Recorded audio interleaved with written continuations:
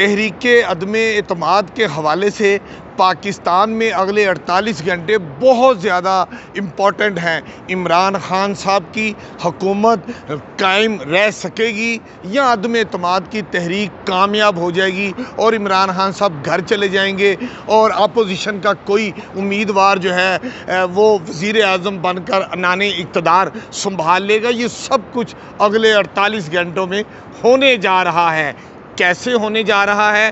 قومی اسمبلی کا جو اجلاس ہے جس میں تحریک عدم اعتماد پر ارکان اپنا ووٹ کاسٹ کریں گے، وہ 3 اپریل دوپہر 11:30 بجے اتوار والے دن طلب کر لیا گیا ہے۔ مطلب اتوار کو 11:30 بجے کے بعد پاکستان کے سیاسی مستقبل کا فیصلہ ہمارے معزز قومی اسمبلی کے ارکان کریں گے۔ وہ کیسے کریں گے؟ سب سے پہلے آج میں آپ کو بتاتا چلوں کہ قومی اسمبلی میں پارٹی پوزیشن ہے کیا۔ سب سے بڑی جو پولیٹیکل پارٹی اس وقت قومی اسمبلی میں ہے، جس کی حکومت ہے، وہ ہے پی ٹی آئی۔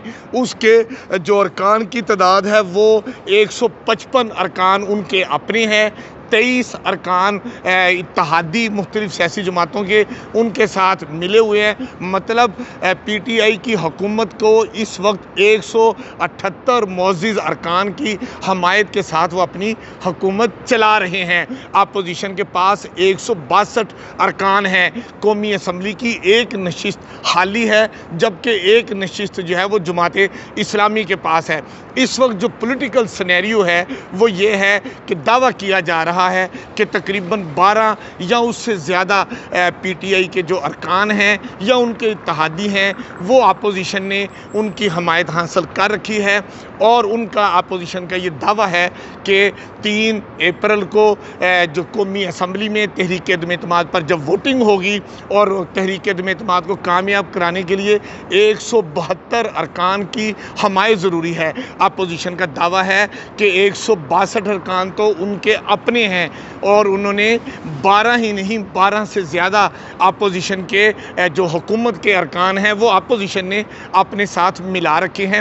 اس کا ایک ثبوت ہم یہ بتا سکتے ہیں کہ قومی اسمبلی میں کل ہونے والا جو اجلاس تھا اس میں جو اپوزیشن ارکان اور جو اتحادی ارکان اس میں شامل ہوئے ہیں، ان کی تعداد جو ہے وہ 175 جو ہے وہ شامل ہوئے، اور انہوں نے ڈپٹی اسپیکر کو اجلاس کی کارروائی نہیں کرنے دی، وقفہ سوالات نہیں کرنے دیا۔ ایک ہی بات بار بار کہی گئی کہ تحریک عدم اعتماد پر ووٹنگ کرائی جائے۔ جب بھی اسپیکر نے کسی سے پوچھا، انہوں نے کہا جی تحریک عدم اعتماد پر ووٹنگ کرائی جائے۔ مطلب اب 3 اپریل بروز اتوار 11:30 بجے تحریک عدم اعتماد پر ووٹنگ ہوگی، اور اس کے بعد یہ چیز طے کی جائے گی۔ ووٹنگ کے نتیجے میں جیسا میں نے آپ کو اپنے پہلے ویلاگ میں بتایا تھا کہ قومی اسمبلی کا جب اجلاس تحریک عدم اعتماد پر ووٹنگ کے حوالے سے شروع ہوگا تو تلاوت اور نعت مقبول صلی اللہ علیہ وآلہ وسلم کے بعد جو ہے وہ اسپیکر ارکان سے کہیں گے کہ جو تحریک عدم اعتماد کے حمایت میں ہیں وہ ایک طرف آ جائیں، اور جو تحریک عدم اعتماد کی مخالفت میں ہیں وہ ایک طرف آ جائیں۔ یعنی کہ قومی اسمبلی کے اندر ارکان ڈیوائیڈ ہو جائیں گے، اور پھر ان کی گنتی حاضری ہو جائے گی، اور ارکان اپنی حاضری لگاتے ہوئے ایوان سے باہر چلے جائیں گے۔ حاضری کا مطلب یہ ہے کہ وہ تحریک عدم اعتماد کے حق میں ہیں یا تحریک عدم اعتماد کے خلاف ہیں۔ جب یہ تمام ارکان اپنی رائے تحریک عدم اعتماد پر دے پائیں گے، اس کے بعد سیکرٹری قومی اسمبلی جو نتائج ہوں گے وہ اسپیکر کو پیش کریں گے، اور اسپیکر جو ہے وہ تحریک عدم اعتماد کے نتائج کا اعلان کریں گے۔ اگر 172 سے زائد ارکان نے تحریک عدم اعتماد کے حق میں ووٹ دے دیا تو مطلب وزیر اعظم عمران خان صاحب کی حکومت ختم ہو جائے گی، اور پھر اپوزیشن نے جیسا کہ اعلان کیا ہے کہ وہ شہباز شریف صاحب کو اپنا نیا وزیر اعظم منتخب کریں گے۔ تو مطلب یہ ہوا کہ جو ہمارے وزیر اعظم یہ کہتے تھے کہ گھبرانا نہیں، اب شاید ان کے گھبرانے کا وقت آ چکا ہے۔ یہ فیصلہ ارکان قومی اسمبلی کریں گے اتوار کو 3 اپریل کو 11:30 بجے کے بعد۔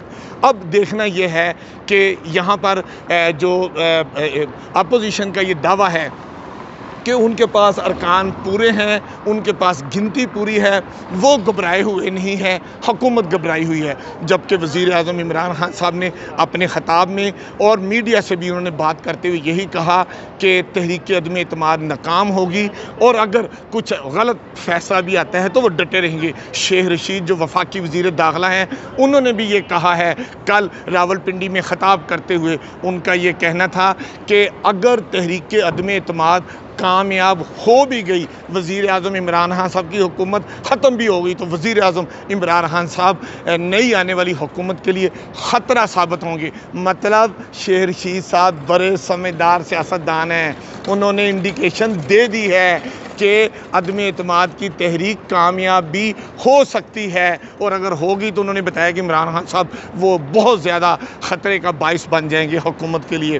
بہرحال یہ ساری باتیں اپنی جگہ، لیکن شیخ رشید صاحب نے حج کے فوراً بعد پاکستان میں نئے انتخابات کی بھی بات کر دی ہے، جبکہ اپوزیشن کہتی ہے کہ ابھی نئے انتخابات کی نہیں، حکومت کے جانے کی بات ہے۔